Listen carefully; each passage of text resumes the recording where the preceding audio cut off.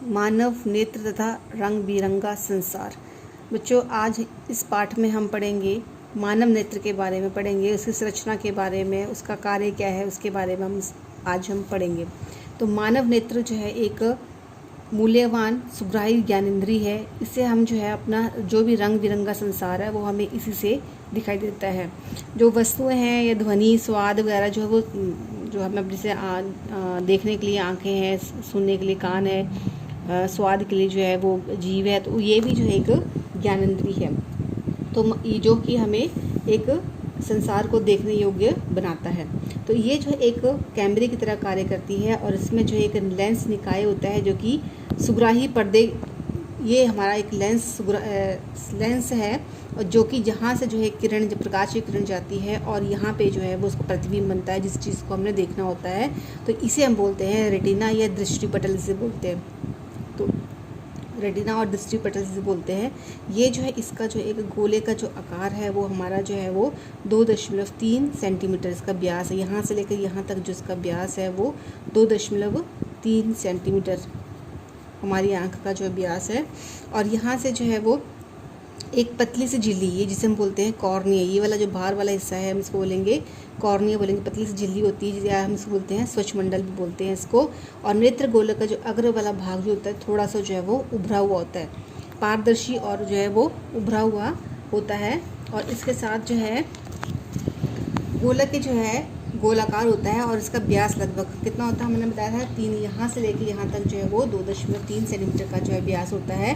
और ज़्यादातर जो भी किरणें आती हैं वो इस स्वच्छमंडल से टकराकर जो वापस चली जाती है, लेकिन जो है वो जो किरण जो है पुतली से होते हुए गुजरती है, यहाँ पे जो एक छोटा सा जो है बिंदु के आकार का जो साइज़ का जो है वो पुतली होती है जहाँ से जो है जो प्रकाश की किरण गुजरती है और वो रेटिना के ऊपर या दृष्टिपटल के ऊपर जो पड़कर प्रतिबिंब बनाती है। तो ये पुतली जो है वो प्रकाश के जो अंदर जाने कितनी मात्रा में जो है अंदर जाना है उसको नियंत्रण करती है। जैसे जो है रोशनी में ये जब सूर्य के प्रकाश में क्या होता है कि ये पुतली जो है एकदम बंद हो जाती है क्योंकि वहाँ पे ज़्यादा मात्रा में प्रकाश की आवश्यकता नहीं होती। लेकिन अंधेरे में क्या होता है कि पुतली जो है वो उसका जो आकार जो बड़ा हो जाता है, जिसके कारण क्या होता है ज़्यादा मात्रा में जो है वो प्रकाश जो है वो रेटिना में पहुँचता है और हमें जो है वो कोई भी चीज़ दिखाई देती है। कोई भी चीज़ जैसे जो है जैसे माना पेड़ है, वृक्ष जो कि सीधा है दिखाई दे रहा है, लेकिन जब वो यहाँ से गुजरता है, जब रेटिना के ऊपर उसका प्रतिबिंब बनता है तो कैसे बनता है वो उल्टा, सीधे का जो है वो उल्टा प्रतिबिंब जो है रेटिना के ऊपर बनता है।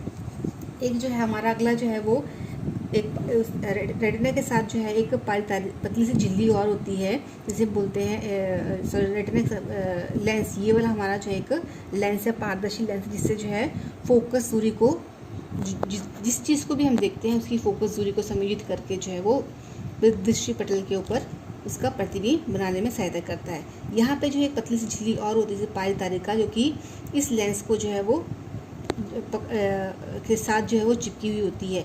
फिर साथ में जो यहाँ पे जो है एक पक्षभामी पेशी है, यहाँ पे ये वाली, और यहाँ पे जो है वो पक्षभामी पेशी है जो लेंस को जो है कि फोकस दूरी को समायोजित करने में सहायता करती है। यानी कि लेंस को जो है वो कभी पतला कर देती है और कभी मोटा कर देती है ताकि जो है जो किसी वस्तु का प्रतिबिंब जो आसानी से दृष्टिपटल पर पड़ सके। और ये दृढ़ तंत्रिका है, यहाँ पे जो है वो प्रकाश सुग्राही कोशिकाएं हैं जो कि प्रकाश के रूप में जो है वो संकेतों को जो है वो दृढ़ तंत्रिका से होते हुए हमारे मस्तिष्क तक पहुँचाती हैं और मस्तिष्क के जो है ये बताती है कि वो चीज़ कैसी दिखाई दे रही है, ये कैसी है, ये कितनी बड़ी है, वो सारी उसको दिखाई दे रही है। तो ये जो है इस तरह से हमारा जो है वो एक मानव नेत्र का जो है संरचना है। मेन है कि जो प्रतिबिंब कहाँ बनता है रेटिना के ऊपर, ये दृष्टिपटल जो हमारा जो हम भी कुछ भी चीज़ देखते हैं उसका प्रतिबिंब जो है वो उल्टा और कहाँ पर पड़ता है, दृष्टिपटल या रेटिना। ये हमारा एक रेटिना है। तो ये हमारे जो है वो मानव नेत्र की संरचना। उसके बाद समंजन क्षमता क्या होती है? समंजन क्षमता ये होती है कि हम जो है जो भी चीज़ देखते हैं उसको हमारी आँख या हमारा जो लेंस जो है वो अपनी फोकस दूरी को समायोजित कर लेता है या फोकस दूरी को उसी के आधार पर अपने आप को बनाता है ताकि जो कोई भी चीज़ जो है वो अच्छी तरह साफ सुथरी या उसको दिखाई दे। तो ये सब कौन करती है? पक्षभामी पेशी।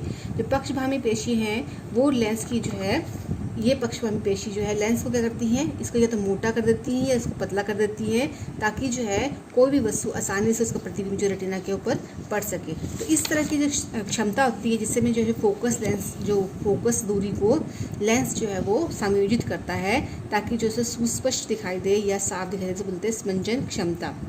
तो जो अभिनेत्र लेंस जो है वो ये फोकस दूरी जो है एक निश्चित दूरी तक हम साफ दे सकते हैं। जैसे 25 सेंटीमीटर, कोई भी किताब जो है अगर 25 सेंटीमीटर से बहुत नज़दीक रखेंगे तो हमें जो है वो साफ नहीं पढ़ सकते हैं, तो उसे बोलते हैं न्यूनतम दूरी या इसे बोलते हैं निकट बिंदु। तो मानव नेत्र का निकट बिंदु कितना है? 25 सेंटीमीटर। और जितना दूर दे सकते हैं, कहाँ तक हम दे सकते हैं, हमारी आंखों की नज़र कहाँ तक जा सकती है, उसे हम बोलते हैं दूर बिंदु। तो दूर बिंदु कितना हमारा? अनंत, मतलब कि अनंत दूरी तक हम जो है वो साफ देख सकते हैं। जैसे हम बहुत दूर तक जो है वो पहाड़ियाँ वगैरह देख सकते हैं, तो उसे बोलते हैं अनंत बिंदु, मतलब अनंत दूरी बोलते हैं। और ये जो अनंत है मतलब निकटतम बिंदु कितना हमारा? 25 सेंटीमीटर। और अनंत बिंदु कितना हमारा? अनंत। दूरस्थ बिंदु या दूर बिंदु जो हमारा अनंत है। कभी कभी क्या होता है कि जैसे बुढ़ापे में जो है हमारा जो लेंस होता है वो धुंधलिया हो जाता है या धुंधला हो जाता है या दूधिया हो जाता है, जिसके कारण क्या होता है हमें वो साफ नहीं दिखाई देता है, जिसे बोलते हैं मोतियाबिंद। तो मोतियाबिंद को जो है शल्य चिकित्सा के द्वारा जो है या ऑपरेशन के द्वारा जो है उसको लेंस को जो है बदल कर जो है दूसरा लेंस के लगाकर जो है उसको ये दूर किया जा सकता है। उसके बाद जो है दृष्टि दोष, दूसरे दोष कौन कौन से हैं? तो इसमें जो है 3 तरह के दोष हैं। एक निकट दृष्टि दोष, एक दीर्घ दृष्टि दोष और एक जरा दृष्टिता। तो निकट दृष्टि दोष क्या है? निकट दृष्टि दोष मतलब क्या है कि निकट की वस्तुओं को हम साफ देख सकते हैं लेकिन दूर की वस्तुओं को हम साफ नहीं देख सकते हैं। तो इससे इसका कारण क्या सकता है? जैसे कि जो आँख जो नेत्र जो ठीक होता है उसका प्रतिबिंब कहाँ बन रहा है? ये वाला प्रतिबिंब, ये बिंब है और ये प्रतिबिंब कहाँ बन रहा है? इसका रेटिना के ऊपर। लेकिन जब ये निकट दृष्टि दोष हो जाता है तो क्या होता है? बिंब का प्रतिबिंब कहाँ पड़ता है? रेटिना के ऊपर ना पड़कर रेटिना के ऊपर के आगे पड़ता है। तो इसका क्या कारण हो सकता है कि या तो गोलक जो है वो बड़ा हो जाता है, नेत्र गोलक जो है वो बड़ा हो जाता है, या उसका जो है वो वक्रता, जो लेंस की जो वक्रता त्रिज्या है जो है वो अत्यधिक मतलब कि हो जाती है, जिसे अधिक हो जाती है। इसके कारण क्या होता है कि इसका प्रतिबिंब जो है वो आगे बढ़ता है।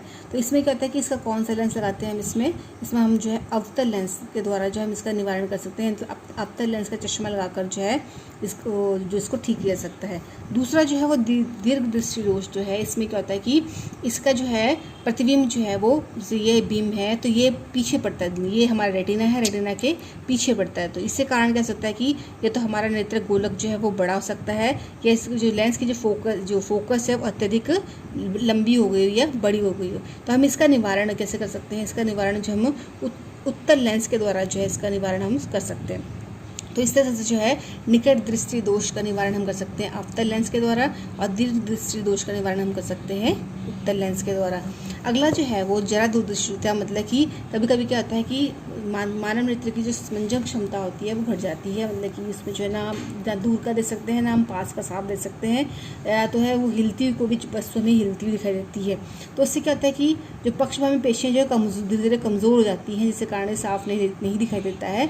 तो जिसे इसका निवारण हम द्विफोकस लेंस, मतलब कि इसमें जो है अवतल लेंस भी होता है और उत्तल लेंस भी होता है, तो उसके द्वारा जो है हम इसका निवारण हम इसको कर सकते हैं। यह जो कंट्रैक्ट लेंस या संस्पर्श लेंस इसे बोलते हैं, जैसे जो है या शल्य चिकित्सा के द्वारा भी हम इसका निवारण हम इसमें कर सकते हैं।